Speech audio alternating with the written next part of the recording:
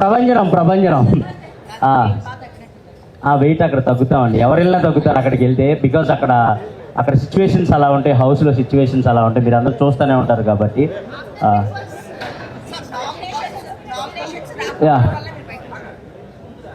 So big బాస్లో నా experience అడుగుతున్నారు.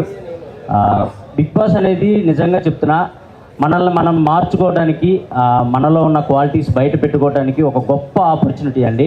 అది కోట్లలో కొంతమందికి మాత్రమే వస్తుంది. అలా నాకు వచ్చినందుకు నేను చాలా హ్యాపీగా ఫీల్ అవుతున్నాను. అండ్ బయటకు వచ్చిన తర్వాత మీ అందరి ప్రేమ, మీ అందరి అభిమానం చూసిన తర్వాత ఇంకా ఇంకా ఇంకా హ్యాపీగా ఫీల్ అవుతున్నాను. నేను తీసుకున్న స్టెప్ కరెక్టే అని నాకు అనిపించింది.